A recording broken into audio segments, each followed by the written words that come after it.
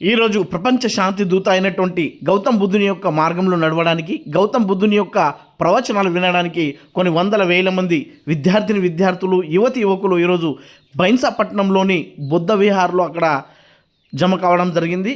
అదేవిధంగా అక్కడ ఉన్నటువంటి మన ఏదైతే బౌద్ధ మతస్థులు ఉన్నారో వారి ద్వారా అక్కడ ఉన్నటువంటి విద్యార్థులు సత్ప్రవర్తనలో నడవాలన్న ఉద్దేశంతో, అదేవిధంగా బుద్ధుడు సూచించినటువంటి మార్గంలో, శాంతి మార్గంలో, అహింస మార్గంలో నడవాలన్న ఉద్దేశంతో విద్యార్థులకు చిన్నతనం నుంచి వాళ్ళకు ఈ ప్రవర్తనను వినిపిస్తూ, అదేవిధంగా బుద్ధుని యొక్క వందనం కార్యక్రమంలో పాల్గొనడం జరిగింది.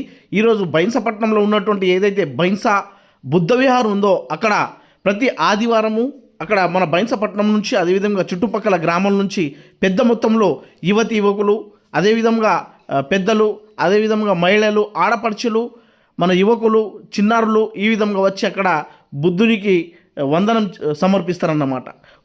వందనం సమర్పించిన తర్వాత ఈ ప్రపంచంలో ఉన్నటువంటి ప్రతి ఒక్క మానవుడు బుద్ధుని ప్రవచనాలకు అక్కడ లోనై, బుద్ధుడు ఏ విధంగా అయితే ఈ ప్రపంచానికి శాంతియుతంగా జయించాడో అదేవిధంగా అతను సూచించినటువంటి సూత్రాలను అనుసరిస్తూ ఈ చిన్నారులు కూడా భావి భారతీయ పౌరులుగా, అదేవిధంగా రేపటి రోజు మన బుద్ధుడి మార్గంలో నడవడానికి ప్రయత్నం చేస్తూ ఉంటారు. అందుకుగాను మీరు కూడా చుట్టుపక్కల గ్రామాల నుంచి పెద్ద మొత్తంలో ప్రతి ఆదివారం ఇక్కడ వచ్చి బుద్ధుని యొక్క ఈ కార్యక్రమంలో పాల్గొని అక్కడ ఈ వందన సమర్పణ చేసిన తర్వాత మీరు కూడా వందన తీసుకొని బుద్ధుని యొక్క మార్గంలో నడవాలని మేము సూచిస్తున్నాం. అంతేకాకుండా రాబోయే బుద్ధ పౌర్ణిమ కావచ్చు, అదేవిధంగా అంబేద్కర్ జయంతి రోజు కూడా పెద్ద మొత్తంలో యువకులు చుట్టుపక్కల గ్రామం నుంచి వచ్చి మళ్ళీ అంబేద్కర్, అదేవిధంగా మన ప్రపంచ శాంతి దూత అయినటువంటి గౌతమ్ బుద్ధుని యొక్క ప్రవచనాలు విని, అదేవిధంగా ఈ గౌతమ్ బుద్ధుని మార్గంలో నడవాలని అక్కడ ఉన్నటువంటి బుద్ధ విహార్ కమిటీ సభ్యులు తెలియజేయడం జరిగింది.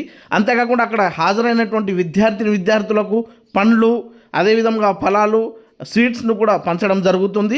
దాంతోపాటు రాబోయే రోజులలో అన్నదాన కార్యక్రమాన్ని కూడా ఏర్పాటు చేస్తామని ఇక్కడ తెలపడం జరిగింది.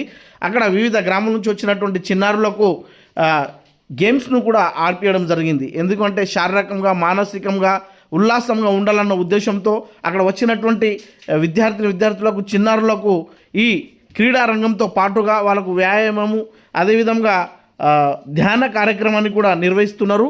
ఈ కార్యక్రమంలో పెద్ద మొత్తంలో మీరు కూడా చుట్టుపక్కల గ్రామం నుంచి, అదేవిధంగా మన ముదల్ నియోజకవర్గంలో ఉన్నటువంటి అన్ని గ్రామాల నుంచి వచ్చి ఈ కార్యక్రమంలో పాల్గొవాలి.